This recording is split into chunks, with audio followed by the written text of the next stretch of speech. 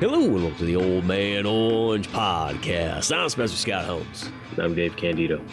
We're coming at you with like a Halloween-themed episode here where we're going back with not Crocodile Dundee 3, not Rambo 4. Boy, we're switching it up once again, but we're going to come at you with 1985's House. Not to be confused with the Doctor Show House. No, not at all. But yeah, this one right here, it's directed by Steve Miner, the dude who did Friday the 13th part 2, and then he also, I think, did part 3. He's got a bunch of other movies under his wheelhouse here that are kind of interesting ones. Oh, he did but the one that kind of surprised me when H20. Yeah. Day of the Dead. Huh. Lake Placid. Yeah, the remake one. Which actually, I've never seen that Day of the Dead remake one. I remember when that first came out, I was like, I got the original one. I don't need that. But now that I know it's this guy, I'm actually a little bit more interested because I thought it was kind of one of those movies. It was just a cheap cash grab type thing. Yeah. But and I'm not too sure. Maybe it still is. But dude, he also did Soul Man with Dan Aykroyd. Remember as a kid watching that. But the other big one is it had Fred Dekker. It's only a story by, but it's like the original thing that he ever did, which Fred Dekker's the dude who did Night of the Comet, and he also did Monster Squad, if you've ever seen that one before. No, I haven't. So Monster Squad's kind of like the other Goonies, but instead it's a bunch of kids like in a club, and then it literally has like all the Universal monster characters kind of show up. So the Wolfman, Dracula, Mummy, yada yada yada. It's actually pretty badass. It's one of those ones I came across it late. I came across it like in like the 2000s, late 2000s, and I was like, boy, I wish. I've never seen it. Yeah, I wish I would have saw it when I was younger because I felt like it would have been a perfect one when you're like, give or take 10 years old. You would have been like, oh, dude, this movie's totally badass. Yeah. Still really good. I'm not saying it's not, but, I felt like kind of reminds me of like Suicide Squad, but obviously way more original. Yeah. And, because it's way older and stuff. But, yeah, it's kind of interesting. It's kind of cool. I might have to check that one out pretty quick, actually. Did you ever play the video game Zombies Ate My Neighbors? Oh, dude. That's like one of the first video games I ever played. And I was always terrible at it. I could play for like 15 minutes, and I'm just like, I give up. Yeah, that was one of the first games I ever got on my Sega Genesis. Oh, man. I wonder if I don't think that's on the Switch Online. Yes, it is. Oh, I don't know if it's online, though. It's not on the Switch Online, but you can buy it on the Switch. They have a set that has Zombies Ate My Neighbors and the sequel. I don't want to buy it. I just want to play it online so I can rewind when I die. Yeah, they don't have any of those features. It's kind of a bummer. It's kind of a half-assed like. That's how I'm beating all my classic Nintendo games. It's that good old rewind feature. It makes it. It's just a time saver. That's how I look at it. I don't know if this was pre or post Nintendo Switch online, but I've noticed that some PlayStation games also do that on the PSN. Yeah, I think they did because of Nintendo. Because so you could save state and rewind them on there, which is nice. Like people want this, people like this, but yeah. Anyway. Yeah, what I like about it too is it makes you like I can test like theories out that I have to see if they actually work or if they don't work. But like in some games where it's like because your save point was 15 minutes beforehand, you're like I'm not gonna risk it, not worth it. But then like when you just know you can rewind, you're like let's just see if I can make it, and you go oh cool I can make it through here or I can't. Yeah, exactly. That's like when obviously not the first Prince of Persia came out, but that first one for PS2. Yeah, at the time. Yeah, and I remember the commercials, the marketing was like, oh, what if you could rewind time? And this kid like does whatever, some teenager does this crap, and then all of a sudden you like rewind time. He's like, oh, and he like has this epiphany, like, oh, okay. I'm thinking like, that's amazing. That's an amazing concept. I want that in all my games. And of course, I never actually played that Prince of Persia, but I imagine it wasn't like being able to rewind and like what the Switch and now PSN does. Well, in that game, it's like you could only rewind him. It's almost like you had like 5 lives in a sense, and then you'd like refill your sand. So that, and then it probably only rewound like let's just say I'm gonna guess like 20. No, it was longer than that. It was like 20 seconds or something like that. But I kid you not, that game's amazing. If you ever do get a chance, and it's not that long. I'm gonna buy it from somewhere. you could beat it in like under 5 hours. It's not that long, so it's like the nice length, But yeah, good one there. And that's literally the game that created pretty much that rewind feature. So you can thank Prince of Persia for that. Yeah. You can thank Prince of Persia for a lot of video game things realistically, but well, anyway. But yeah, House for our Halloween special here and so on like that. This is a movie that we both have never seen before, and Dave brought it up, and I got kind of excited when I saw some of the names. One heck of a ride, man. One heck of a bizarre movie. Hilarious.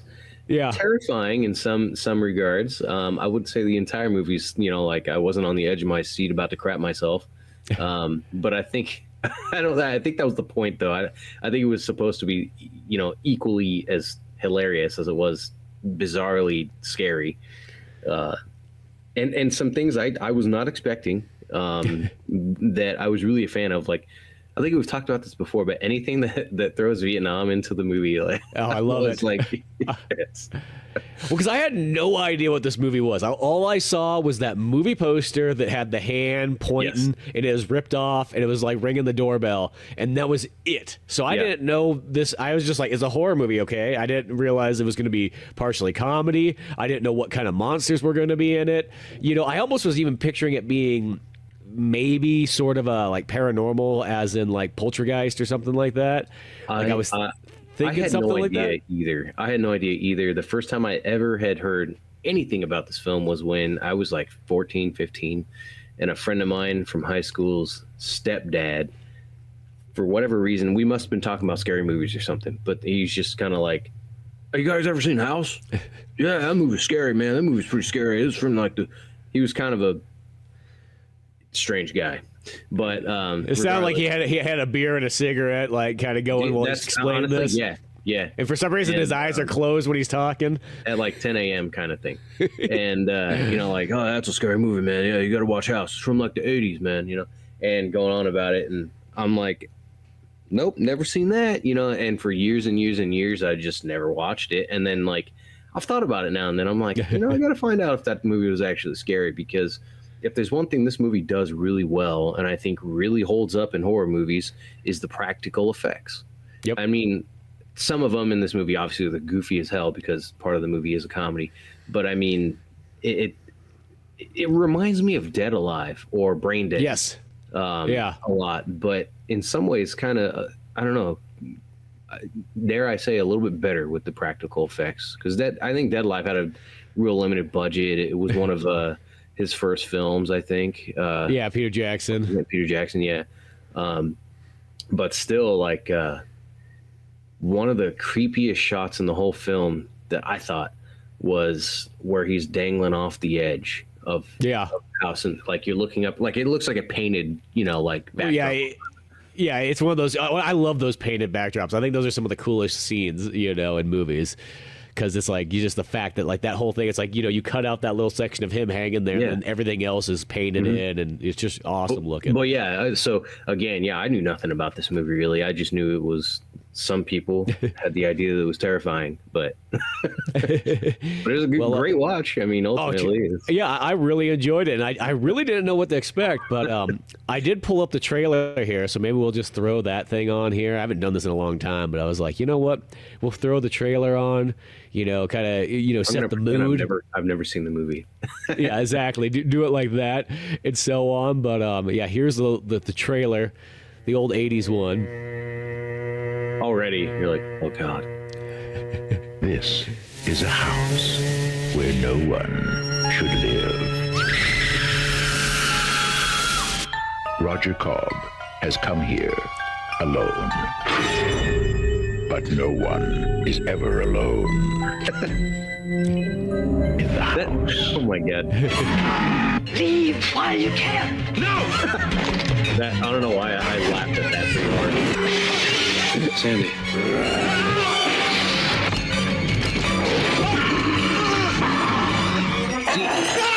See, watching this trailer, you don't think anything comedic, No, not at all. House. Enter at your own risk. This narrator sounds like a Disneyland ride, like narration. You watching that trailer, you're like, I don't think anyone would go into that thinking that there was going to be so much elements of comedy in there. No, not at all. Well, I'll say this: if I watched this when I was 10 years old, I don't think I would notice any of the comedy. I think to me it would just seem Probably very not. scary. You know what I Yeah. mean? Because I feel like for like a kid, this movie's like, dude, this movie's really serious. Man, you know what? I think the dude that was telling me how scary this movie was, I think I remember him saying that he watched it when he was like 13, and he was just like, "Whoa, man, this is scary." But no, that's pretty hilarious. One of the things that you don't really see in that trailer is the neighbors, and No. that's one of the best parts of the movie. And I think that was almost purely added in there for the comedic effect of like just strange humor, but like he's got these two neighbors in the house. So I guess we'll go. Yeah, so say the core premise real quick. The premise is this dude. It starts off with this grocery delivery boy rolls up on his moped, brings in some groceries, and stumbles upon this old lady who lives there, hanged herself. So he's like, "Oh crap!" and just books it out of there. And then, of course, there's a funeral, and her nephew, who's the main character, is this Vietnam veteran writer, and he's doing a book signing in the town, whatever, and then he rolls over to his old house, and apparently he's also divorced. He's got a kid that's missing. Nobody can find him. Police can't find him, and he got lost at this house. Yeah, and he's kind of a writer like a Stephen King style one. Yeah, right? It seems like he's a horror guy and everything like that, you know. And I even like when they show that like book convention thing or whatever, that signing, and just how goofy those fans are there, because you could just tell that like somebody had some real experience of just watching people come in. And we've seen it before when you go to a Comic-Con. There was literal characters that show up there that you're like, they have not been outside the house for 364 days until now. I like how he says too. He's like, "Who the hell are these people?" You know.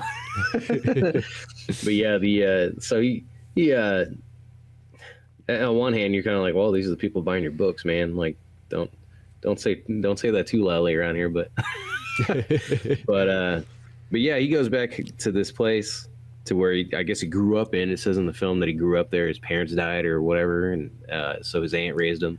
Yeah, and as like soon as he rolls Spider-Man. up there, his neighbor's like, I thought the real estate agent was really weird too, but nothing ever came of that guy. I thought he never came back because he was so like he knew everything about this house, but he was like totally fine of some of the weird shit going on here. He's like, "Oh, it's okay, yeah. it's kind of a part of it," and so on like that. And they're like literally even like in the tool shed at one point, he's talking and he's like picks up this harpoon gun and almost shoots him in the head. Yeah, almost shoots him in the head and acts like nonchalant He's like, about it. Oh, whatever. Sorry, dude. No big deal.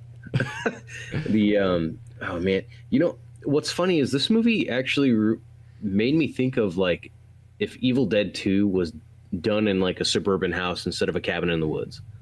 Yeah, that's actually definitely what it feels like. It was very. I kept thinking Sam Raimi a lot in this film, but not nearly as gory, not nearly as brutal. Slightly different with the slapsticky kind of humor. But I often don't even think about the first Evil Dead that much. I kind of feel like Evil Dead 2 is like the same movie, but I don't know. I liked it a little bit better. You know what's the funny thing, though? I kid you not. When I first, because I saw Evil Dead 1 first, and I loved the living daylights out of it. That when I first saw Darkness was the first one I ever saw. Oh, that one's extremely good too, but then in a different way, like in an action movie style.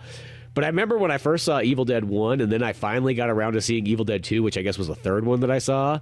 Yeah, I was kind of disappointed in that one because I was like, it's just like a remake, and it's like not nearly as good as like my theory. I was like, what? I've come around to it. Like I appreciate it quite a bit nowadays, and I get it. But like I remember when I first saw it, I was kind of let down. I was like, what? This doesn't seem like really a sequel or anything like that. And they started making it goofier and comedy. I was like, I took the first one kind of serious. Yeah. That's with Evil Dead 2.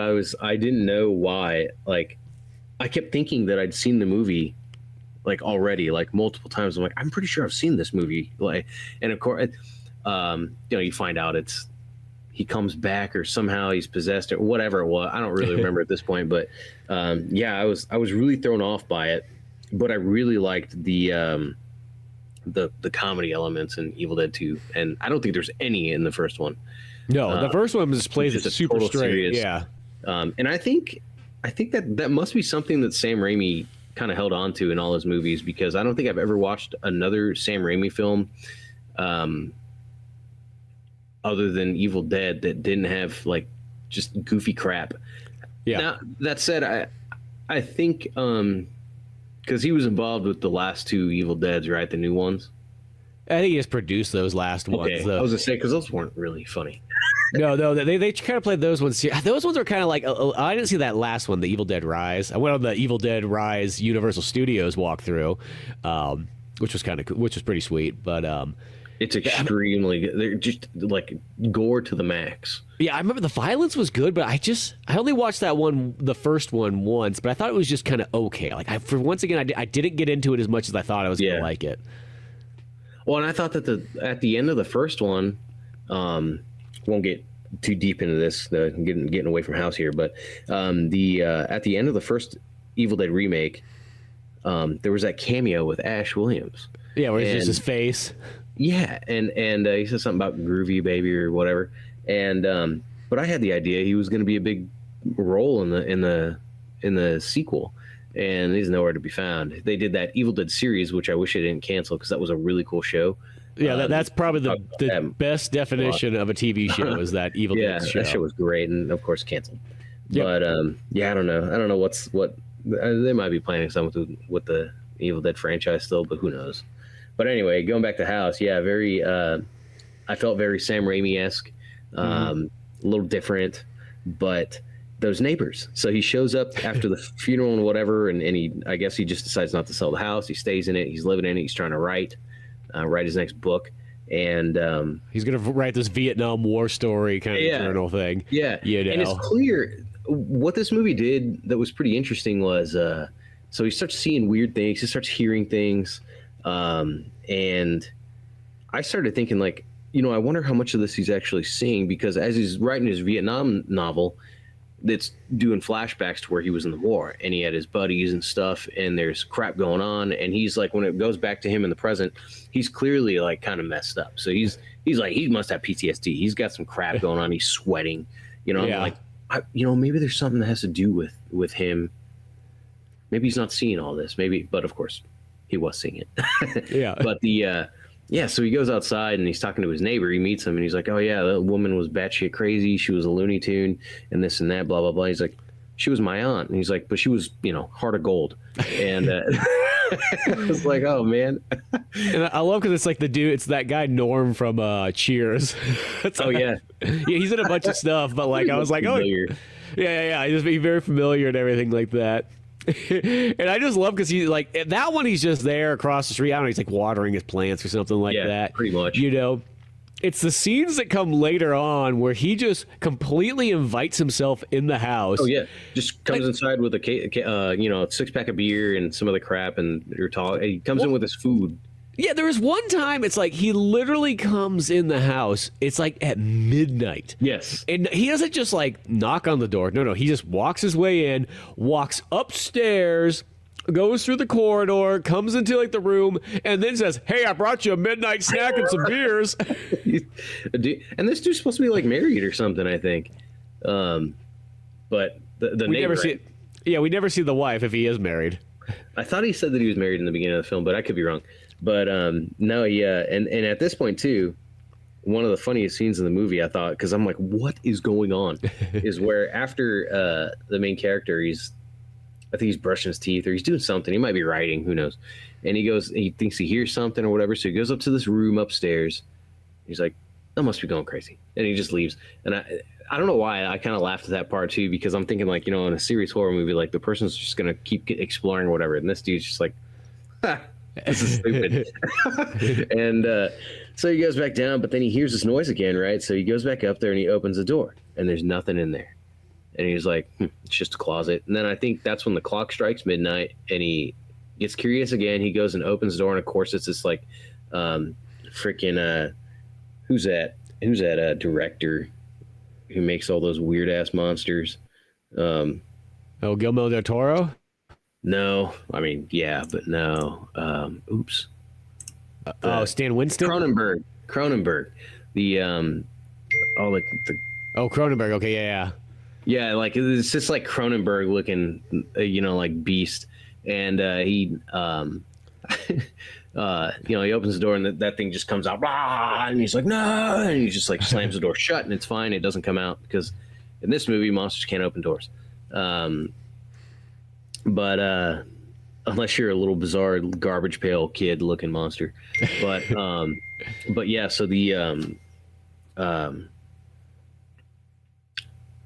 it's like the next day, he goes, buys all this. He has a bunch of crap shipped to him, all this camera equipment, lighting and stuff, and sets his room up to where he's like doing his experiment, right? The scientific method. He's taking pictures. He's having his stuff roll. He opens the closet door, and there's nothing in there. So he's like, okay, cool. Then he has the idea. He's got to wait till after midnight, right? And that's when his buddy comes in with the beer and lasagna or whatever he made. And it's like, yeah, freaking midnight, man. What the heck? And of course, that's it was kind of funny too. It's just a funny scene, just stupid funny. And yeah, he's ready to capture this monster, right? And poof, nothing. And they go downstairs, they talk, blah, blah, blah. And then the dude thinks that he's nuts. So he takes his book and he calls his yeah, he literally just pockets the dude's address book and walks out of there and then calls our main character, pretty much his wife is an actress. So they're like divorced, but they're not like totally like separated. Yeah. You know, they're like everybody kept complimenting him and his wife too, like at his book signing. Like, yeah. It feels like because she's on like a daytime like soap opera or something like that, you know. So she's been busy down there, but like literally Norm decides to take this book, and then he goes and calls her, and he calls her like super late too. He calls her at like 11 at night or something like that. She answers, she's like, "What time is it?" You know. He's like, "Oh, don't worry." He's like, "You know, I'm friends with Roger or whatever." You know. He's like, "Oh, well, Roger's not here." He's like, "That's okay. I wanted to talk to you. I'm kind of worried about him." Yeah, I'm the neighbor. But yeah, so there's that, and then of course after that, the he starts seeing more crap, more visions, more monsters. He thinks that he sees his wife, right? But before that, he actually goes. I think it was the fish was the first thing, the big marlin that's on. Yeah, the marlin comes to life, flipping around and going crazy. And this is where I started thinking like, this is Evil Dead, very much like Evil Dead. Things start coming alive. All he goes out to the tool shed to get a gun. I love how he goes to get a gun to kill the marlin that's already dead on the wall. And but he goes out into his shed. All the tools start attacking him. He grabs his shotgun because it's the only thing he can find ammo for. Goes back in the house, blows the marlin away, and then just puts a towel over it. You know, nobody questions, because literally there's a part where like the police show up right after he does that, and they're like, "Oh, you know, the neighbor said that there was a gunfire." And yeah, you know, the neighbor, what's his name? So the neighbor gets all freaked out because after he shoots the marlin, something else happened. I don't quite remember what, but what appears to be his wife shows up, and it's not his wife. It's a freaking monster. This gross, like Jabba the Hutt looking like monster that's impersonating his wife. And what's hilarious is after it morphs into the monster, still wearing a dress and has a wig and yeah, you know? It's all nasty looking. And he blows it away through the front door, and then it turns back into his wife. So he gets all sad and carries it back inside. And his neighbor doesn't see that. He only sees him with a gun. So he calls the cops, and the cops show up. And at first they're pretty pissed off, you know, like, "Oh, you can't be shooting a gun out here." And I love how he could have very easily just like, hid the gun somewhere and be like, "I don't know, I don't know, I'd have nothing to do with that. I'm sorry," you know. They'd be like, "Oh, sorry, I guess it's a mistake or what." But he decides to just sit on his porch and, "Oh yeah, I'm just polishing my shotgun." Yeah, while I'm dressed up in my army fatigues. Exactly. It's like, let me see how much of a nutcase you look like here. Just freaking hilarious. And he invites the cops in for coffee or whatever. Well, one of them asks him if he could use his restroom. So he's like, yeah. And at this point, they've recognized who he is, the author and whatnot. And he mentions how he's, you know, the case is still open, looking for his kid and whatever, blah, blah, blah. And then the neighbor once again just comes over, just walks himself in, and it's like, man, how I don't know if I can do with that neighbor, but so that was pretty hilarious. And the other neighbor, the woman, I forgot her name because his name's Harold. Yeah, Harold's the main one, and then what was the other girl? Was it Tanya? Maybe I'm seeing these names. It was Tanya. Well, you first see her, she's just out jogging, and she's got like her 80s runs, and she just kind of smiles and goes by. You don't think anything of it. It's just like, okay, there's your, sexy neighbor running through the neighborhood.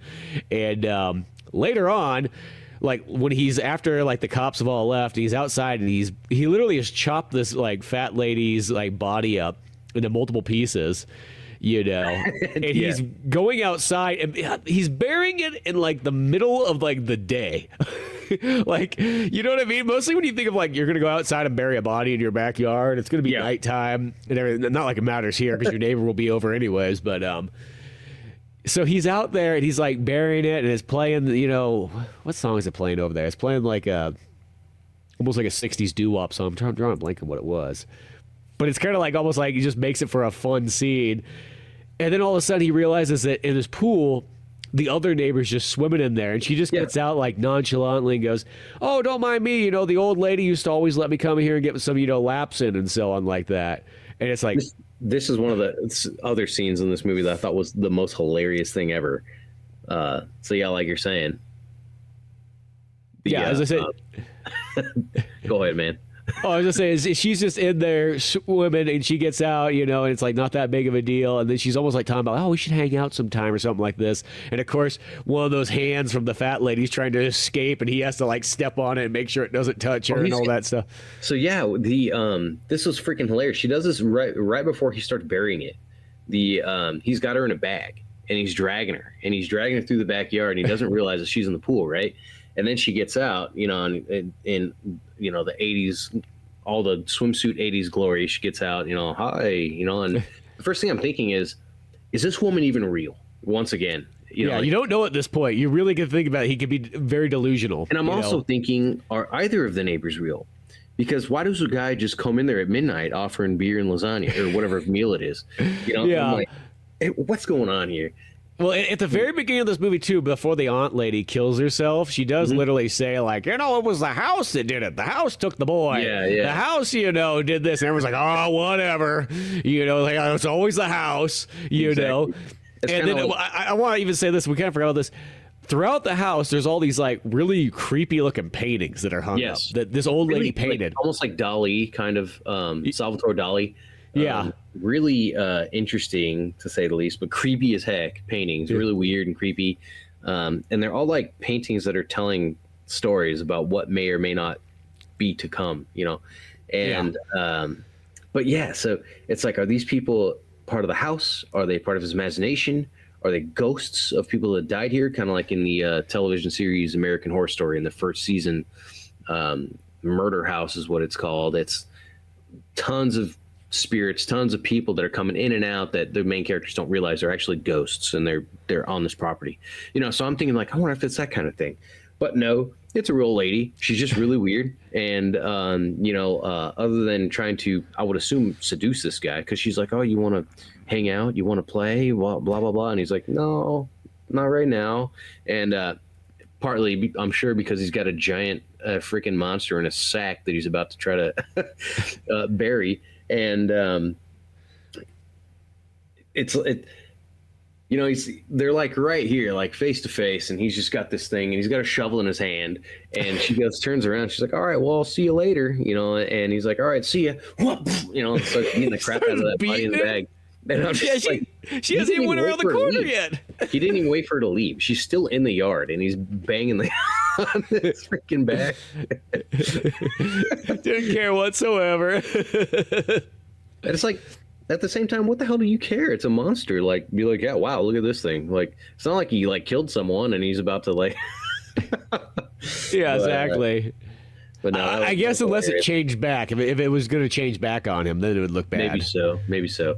But then, yeah, he, like you said, he cuts it up, buries it in like 9 different spaces in the yard, and then later on, he looks outside and this golden retriever is grabs the hand, unburies the hand, and runs away with it.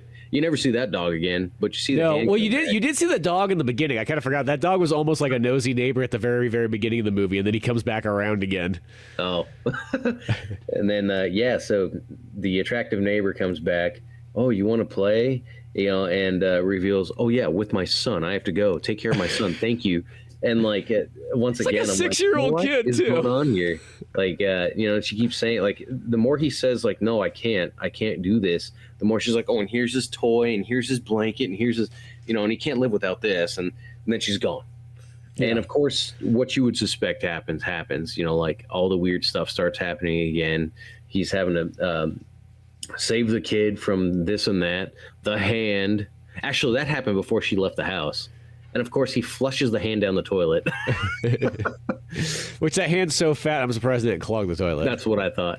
But then, these two like garbage pail kid looking monsters abduct the kid, and he runs and saves it and goes up, and they try to shoot him up into the attic. It was, or not attic. He's the chimney. He's going up the chimney because there's a part where like there's the kid. He's like hanging on from like the two munchkin things pulling him up, and then literally Roger's pulling him down. Like this poor kid's just getting his joints just stretched out.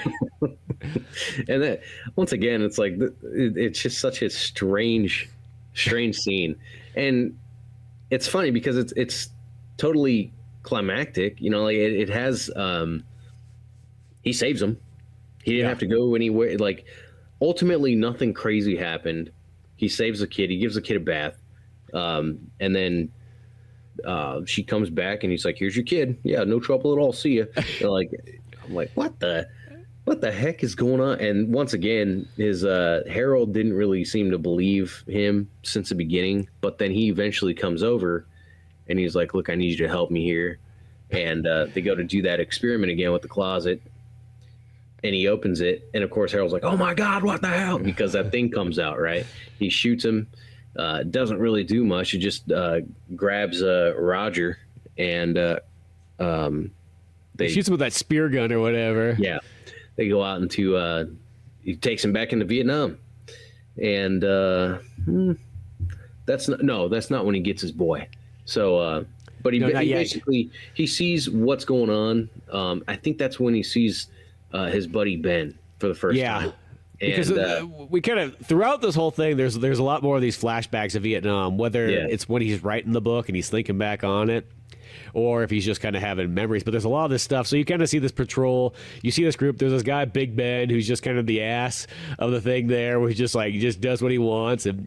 He's your, in a sense, your squad mate, but you don't have to necessarily like the guy. He's always pulling pranks on everybody and everything like that. Ultimately, he didn't seem like a terrible dude. He just seemed like kind of a jerk. But not god awful. It wasn't like he was pure bullying, but he just felt like the giant dude in Full Metal Jacket who was kind of a psychopath. Not Vincent D'Onofrio, the guy that's actually in Vietnam.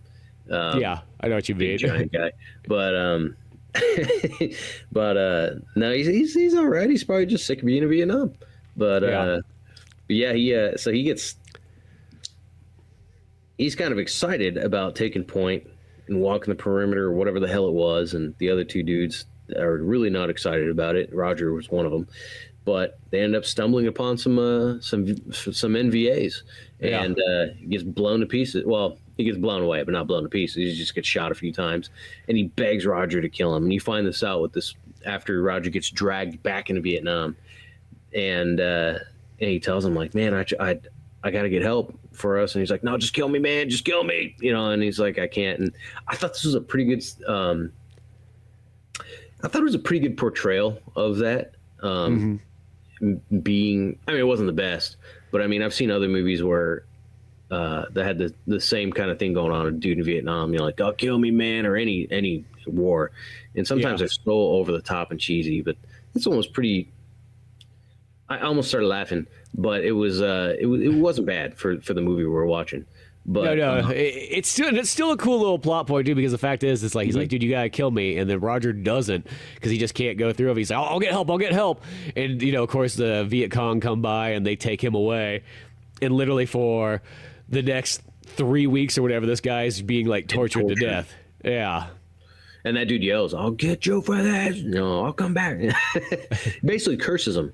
And so he runs, but he turns around, sees the door back to his house.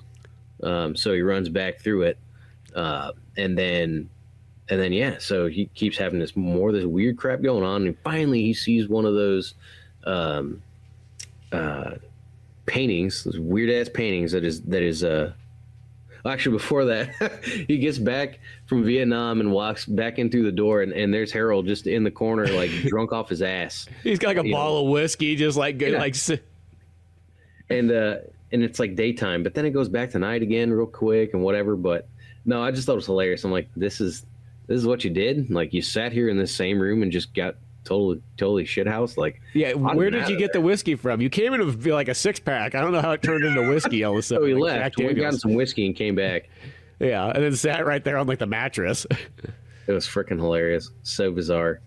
And then yeah, so he kept thinking too, like, about his son. He keeps thinking about his son, and then he goes back and sees the stinking the mural that his aunt made of his son like screaming from the medicine cabinet. So he goes and tests his theory again, and opens the medicine cabinet. It's just a wall, it's just a cabinet. But then when he breaks the mirror, that's when he sees that it's another portal into wherever this place is, and suits up, throws his rope down, which I thought was, again, kind of hilarious. I don't think this was really intended to be funny, but he's got this big like wreath of a rope, like tied in a way that it's not going to come loose, right?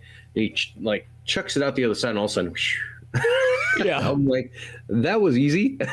Yeah, I saw that too, and I was like, maybe that was a tactic that, like, I'm like, was there something I don't know about, like throwing a rope out a window type thing? Like, no way, no, that would have not worked like that. But no, he suits up, grabs his shotgun, and goes down in there, and then this freaking winged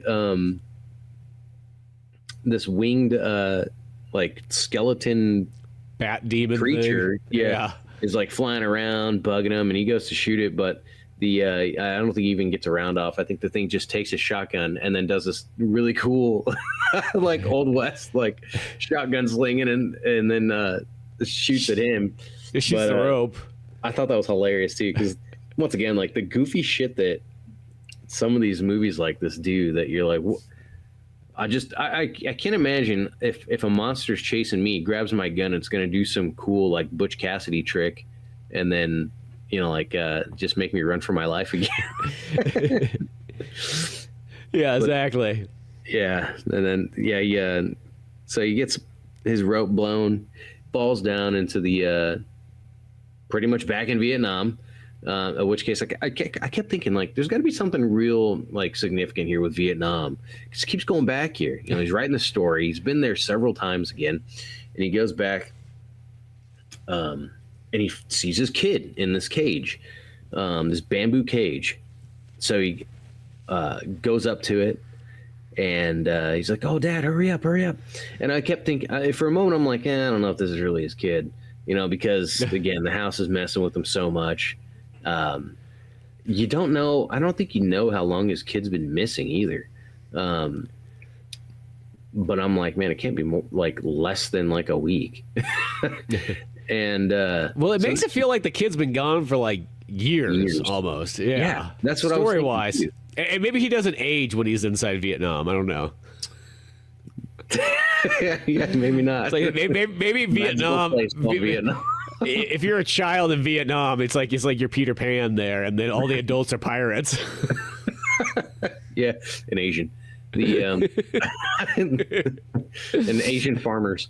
But so he apparently it is his kid, but then his kid tells him, like, "Oh, you got to hurry up, he's coming back."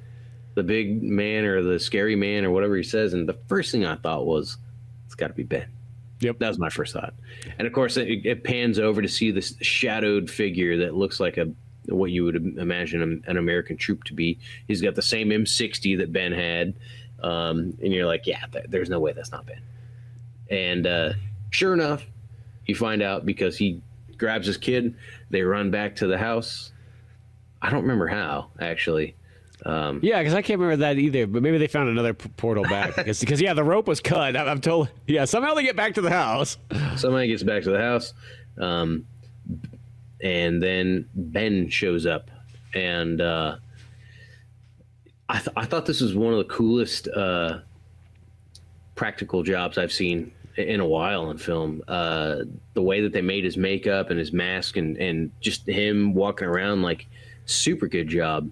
Yeah, I literally thought this probably was one of the coolest I've ever seen of all time, actually. Yeah, his outfit was super cool. It kind of reminded me of Sergeant D from Stormtroopers Death, the band.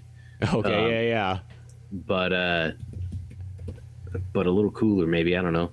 But he almost has, like, if Sergeant Rock from, like, DC Comics was literally like a zombified version or something like that, because that's pretty much what it is. Just he's big, bulky, and almost like partial skeleton, partial zombie looking. Yeah. Actually, that's pretty spot on there. Yeah, no, I just I thought that was so good, and from the rest of the movie, I'm like, man, I want to see, like, more of this dude. Like, what shit had him in this movie sooner? But yeah, exactly. It's just almost too cool not to. Yeah, and so he's terrorizing the both of them. He tells his kid to, like, go outside, run away or some crap, or get help or whatever. And what's his name? Roger is trying to face off against Ben. He thinks he takes care of him, which I was kind of unsure myself. But basically, it becomes real clear. Part of it becomes clear of what's going on. So Roger figures out, oh man, the kid was taken by Ben because I didn't kill Ben when he wanted me to, so he cursed me, and he's back to really screw my life up and whatever. But the house has been around a lot longer since Ben. The house has been around a lot longer than Ben and Roger both. Yeah. And from what I understand, there's, like, weird stuff's been going on, and what I don't know. It's kind of odd, right? It seems like there's more to the house than just Ben's curse. Yeah, but whatever. Yeah, Ben's curse are just manifested with the house's power or whatnot, And then it's also that weird one, too, that you could almost be thinking, like, also, even at this point, this far into the movie, is it one of those weird ones is, like, is he finally just dealing with his PTSD from Vietnam and just finally putting it to rest by finishing that book and all, his guilt and all that stuff? Because it has, like, that... Like, there could be, like, a whole psychological thing, and once again, none of this stuff could be technically real. I think it is real. I don't think it's not, but, like, it does have that variation that it almost, maybe none of these things, maybe nothing's real. The neighbors aren't real, all these things like that. Maybe he's just literally trapped in this house, and he's just having his own, like, mental breakdown. Yeah, exactly, right? Because it's still, like, nothing really makes sense. Nothing in this movie is making sense. Like, you think this dude's just a complete psychopath. I can imagine. You probably never seen the show Wilfred. I know of it, but I've never seen it. That is another show that I think is so good. It's so good. I think there was only 3 seasons. There might be 4, but that's probably, outside of Lord of the Rings, it's got to be my favorite thing that Elijah Wood's done. In fact, I might like Elijah Wood in that show more than I like him in Lord of the Rings.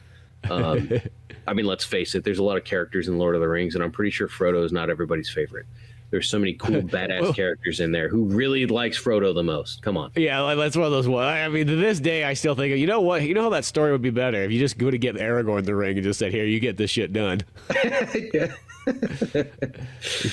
Yeah. I think that's why a lot of times I kind of like, even though I don't get me wrong, I like Lord of the Rings, but why I kind of like the Hobbit one better is there's only Hobbit. It's just Bilbo. You don't have 4 hobbits. You don't even need to give the ring to a person at all. Just give it to one of those eagles. Yeah. So here, you know what to do. Yeah, fly it over there. Yeah. But yeah, it's better when you make the littlest guy have to walk the farthest distance. That's right. I feel like it's like a Gandalf joke at the end of the day. Yeah. But yeah, no. Wilfred is another one it deals with what's real and what's not. The premise of that one is this dude Elijah Wood. He's not a writer, but he's super depressed, and he starts being able to talk to his neighbor's dog, who, when he's talking to him, well, for the whole show, unless Elijah Wood's not there or whatever, or it's somebody else looking at the dog, it's just a dog. But that happens very rarely. When Elijah Wood's talking to him and whatnot, it's always a dude in a dog suit. Yeah, And that's the right. actor, he's an Australian actor. His name's Jason Gann. I don't think I've seen him in anything else, but dude, it's so funny. It's so funny, and the dog's always getting him into messes and so on and so forth. But it's that same kind of thing. I'm thinking like they show a part in that show where it's people from the outside looking into his house, and he's just going around doing all this stupid crap, that he thinks is something completely else. But he's like, that dude's insane. And I can imagine like people looking in this house, in the house, looking at this main character like, this dude is batshit crazy. He's gonna kill himself. Like walking around with like a box of cereal or something, thinks it's his son. It's that kind of thing. And you don't know, of course. You just take his word for it throughout the whole movie. But yeah. So in its own very bizarre, in its own bizarre glory, everything that's going on is real for this guy, and he does. He throws Ben out the. Ben's about to crush his fingers when he's fallen. When Roger's fallen out this door that leads to again some other strange dimension. Yeah. But he grabs him with his belt and chucks him out, and he thinks he's done, and but he's not. He climbs back up, goes to get his kid, and then there's Ben again. And he this time he grabs one of his grenades and shoves him in his gut and blows him up, and that's what does it. Yeah. I kind of was like, so falling to his crushing death doesn't kill him, but I guess blowing him up with a grenade does. But whatever, yeah, sure. Whatever solves your PTSD issue. Yeah, exactly. Yeah, old grenade fixes everything.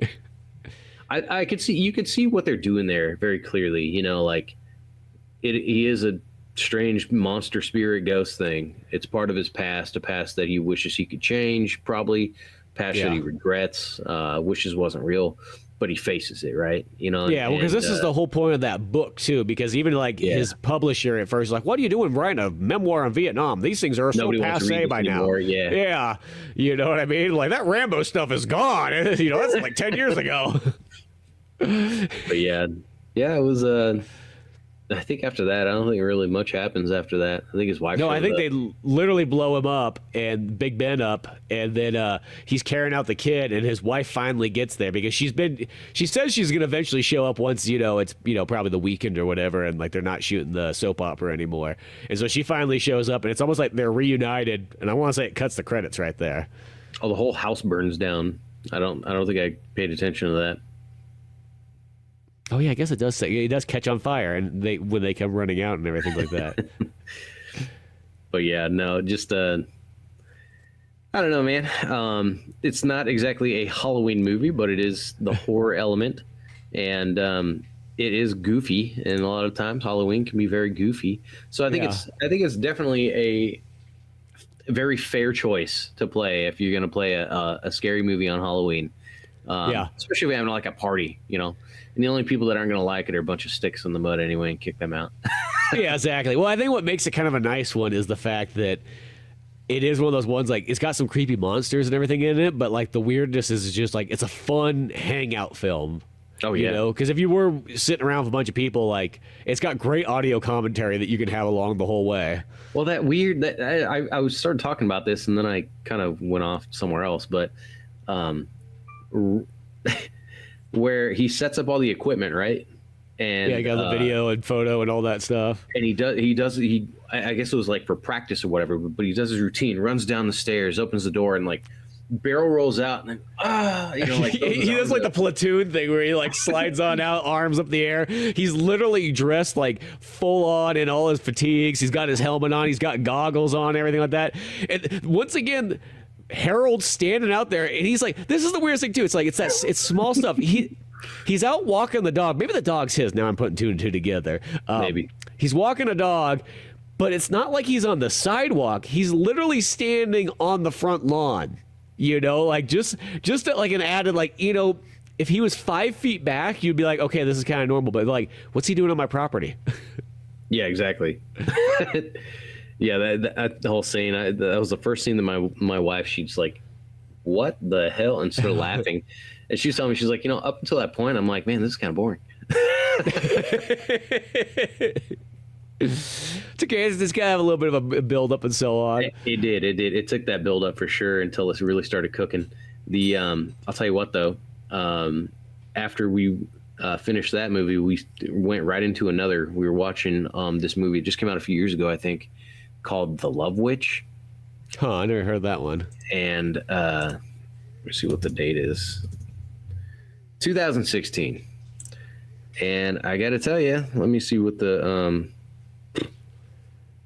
Rotten Tomatoes 95%, IMDb 6.2 out of 10. We were watching it. We were watching for a solid like 35 minutes, and I got up, I pushed pause to either use the restroom or make some decaf or something. And I look back, I'm like, oh, there's still over an hour left of this movie. That's when you know, like, I'm not into this. Yeah, and I mean, the movie was so boring, and the way it's filmed to look like it's old.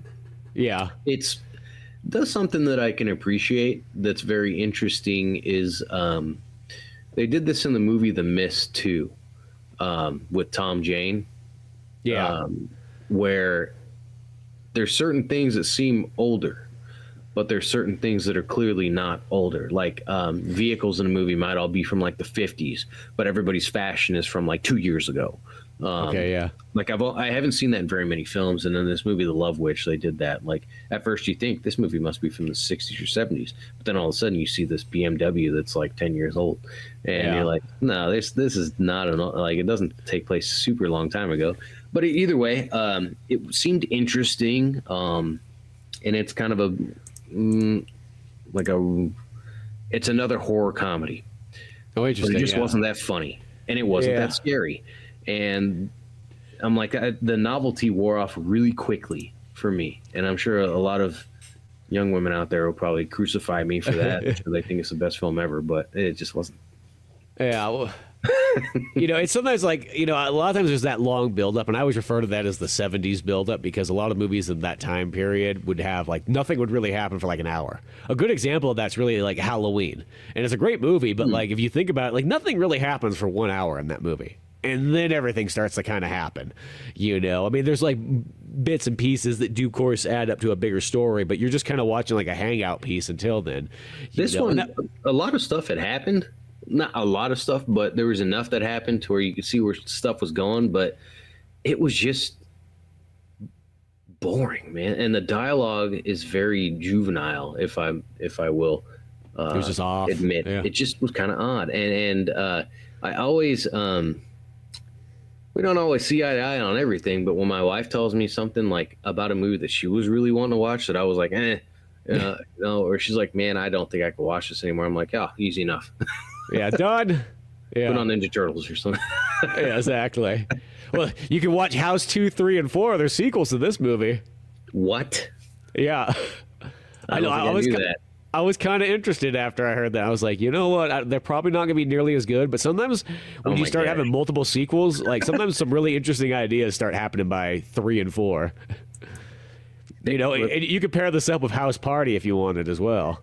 I like in the Wikipedia sequels section, each film was met with mixed critical and financial reception. No way. Yeah, I think every horror movie's been with mixed. I don't think there's such thing as a horror movie that didn't have mixed review. Hey, if the budget was $3 million for House 2 and it made $10 million. Yeah, well, it's $3 million for House 1 and it made $22 million. $22 million. Wow. So that's a pretty good profit right there. Let's see, 4 was pretty terrible. 4 was the budget was $4 million. The box office was $1 million. Was less than $2 million. Yeah. Oh no, that was 3. It wasn't 4. That was 3. And then, oh man, they don't even. 4 was probably straight to video. Yes, direct to video. Yep, there you go. That sounds about right. But that doesn't mean it might not have some interesting ideas in it, though, because sometimes you get that far into there, and then somebody's got, like, nobody really cares anymore. So they're like, hey, Bobby, you just go have at it. And then he actually puts together something pretty neat. Yeah. Hey, I don't care how good the sequels might have been, or what box office numbers were or whatever. I enjoyed the first one. I thought it was a freaking fantastic film. once again, it's I think there must have been like a golden age of these kind of B movies, if you will. I don't know if this would have been a B movie at the time it was released. No, I don't think so. I think it would have actually been, because a lot of times when I think of a B movie is, it's got to be something that is kind of closer to being more like direct to video. I mean, back then it wouldn't necessarily been that, but like Grindhousey is almost kind of like what a B movie is, where this one's clearly is a theatrical release and so on like that. Yeah, but I mean, it's got. I don't know. When I think about it, I think about the Raimi films. I think about the Peter Jackson early films. Like, I was thinking about Meet the Feebles quite a bit in this movie too. It is probably because of that Vietnam flashbacks. Yes, exactly. Kind of like the frog and Meet the Feebles. Yeah, the best part. Drug addict frog. Oh, that was so funny, man.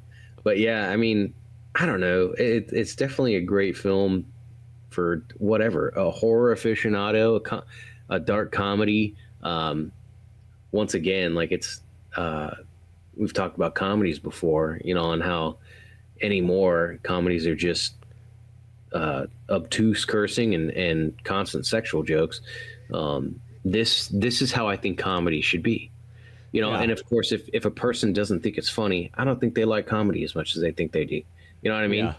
Exactly. I know comedy's one of those ones that is kind of like probably it's probably the most subjective of all like the genres. It's not like action movies is probably like the least subjective one, because it's like if somebody says they like action movies, I feel like if they tell you that they don't like Die Hard, they're probably just saying that to try to be cool or hip. You know what I mean? Exactly, yeah. Like, oh yeah, I'm just not into Die Hard. Yeah, right. No, like there's no way that you can't like Die Hard or something like that. But my wife's seen more action movies than I have.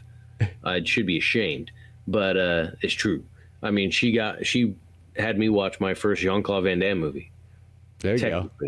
I think the first time I ever watched Jean-Claude Van Damme was when I was a kid and Street Fighter came out. Yeah, he's like Guile. And that was hilarious in itself. We need somebody who's very all-American. Get that French guy. Yeah, exactly, right. And I love that the video that he makes in the beginning of the film, calling out Bison. Yeah, Bison. He's like, I'm coming for you. Like, what the hell is that? But yeah, no, the I don't know. It's just a great film, man. Yeah, no, I think House was cool. I was glad we watched this. Interestingly enough, there was a little bit of action in there. Yeah. But yeah, no, go on. I'm sorry. Oh, I was just gonna say, I just thought it was overall really good, because I literally had no idea what I was getting into whatsoever. I just knew it was it's in the horror category. It's got house in the title, so I'm assuming there's gonna be a house in the movie. But that's about it. Didn't watch trailer, didn't read a synopsis, none of that stuff, and I was thoroughly impressed with it. I thought it was fun. I thought the story was neat. It had Vietnam elements in it, so that made me really more excited. So. Yeah, everything was kind of firing all cylinders, and it just came in at that nice hour and a half. Never felt like it dragged. I don't know. It kind of makes you want to watch Brain Dead again, actually. Yeah, I actually kind of. My wife's seen that. I haven't seen that one. I probably haven't seen it since high school. That was the last time I remember watching Dead Live. It's another silly ass movie.